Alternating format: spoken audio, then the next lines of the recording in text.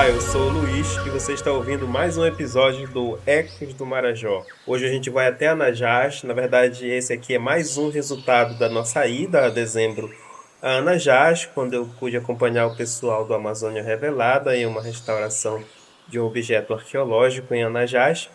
E a gente, quanto equipe, tivemos a alegria de ter sido convidado pelos professores da escola Maria Iraneide Coutinho, em Anajás, que estava realizando a edição da Semana Pedagógica. E eles optaram por falar sobre a africanidade ou as africanidades na Amazônia Marajoara.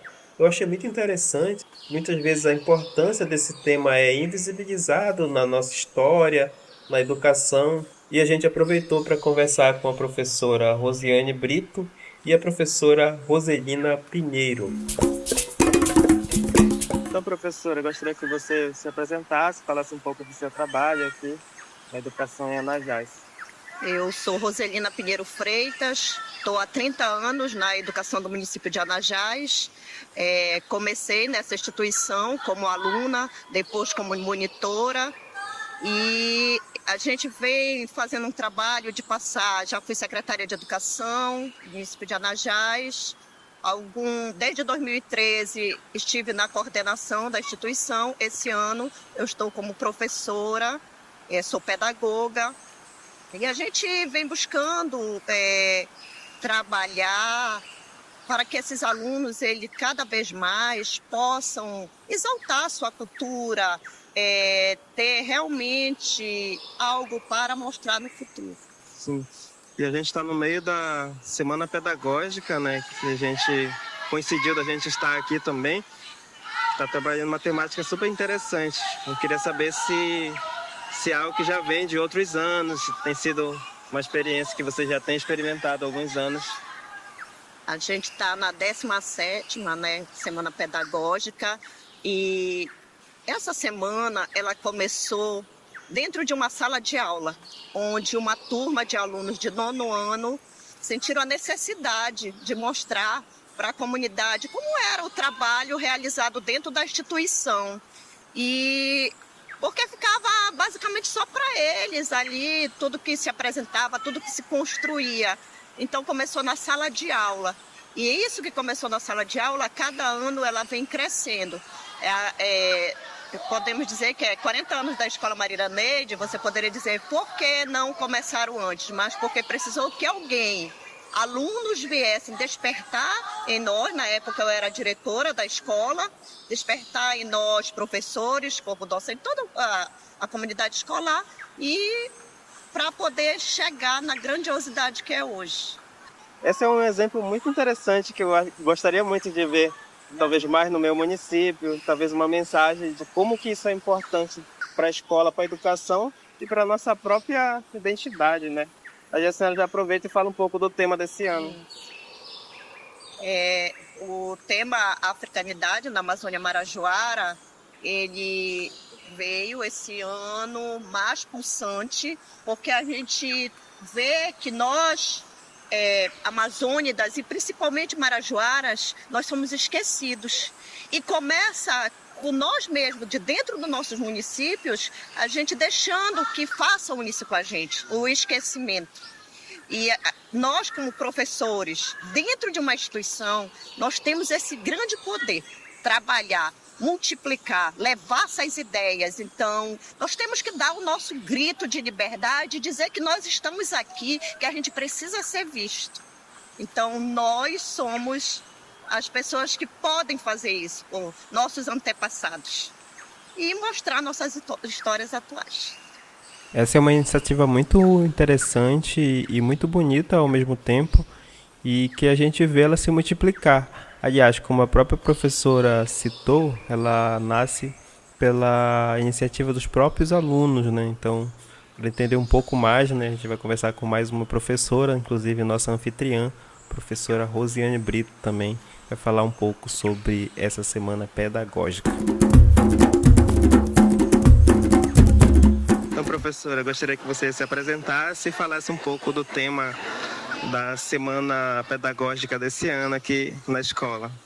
Olá, meu nome é Rosiane Brito, sou professora de matemática, já trabalho há 17 anos nessa instituição de ensino e a Semana Pedagógica esse ano está na sua 17ª edição e nós estamos trabalhando as africanidades na Amazônia Marajoara, né? Esse tema, ele é um tema necessário de ser trabalhado porque a gente percebe em sala de aula que os alunos fazem muita piada de mau gosto com questão da pele, do cabelo, que inocentemente eles levam na brincadeira, mas que acaba ferindo muitas pessoas. Tem gente que leva na brincadeira para não dizer que levou a sério naquele momento, mas depois eles ficam feridos, né? E nós já tivemos casos de meninas que queriam alisar o cabelo por questão de preconceito com o cabelo. Já ouvimos relatos de pessoas que choram porque queriam ser branco, que se passavam talco para ficar com a pele mais clara. Então isso é negar a identidade, é não conhecer a identidade, não ter orgulho das raízes. E nós, como escola, nós precisamos trabalhar. É um tema necessário de ser trabalhado não só numa semana pedagógica, mas durante o ano todo. Porque todos nós temos sangue negro nas nossas veias. Nosso país, ele é o mais miscigenado do mundo, né? Devido ao processo de invasão. Eu não uso muito a palavra colonização, porque para mim a colonização é uma palavra que vem com eufemismo. Ela tenta suavizar uma coisa que é muito ruim.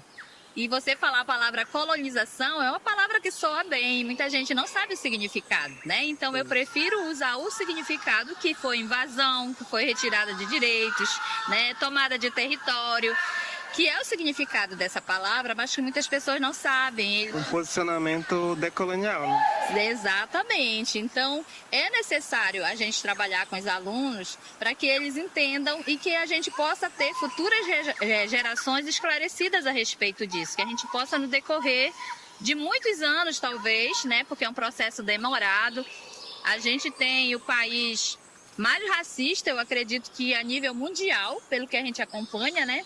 E essa herança europeia, ela é uma herança ruim. Não que não tenham coisas boas, né? Nós temos heranças boas europeias, mas a questão da herança, da questão do machismo e do racismo são heranças muito negativas e muito ruins e que estão enraizadas, né, na maioria da população.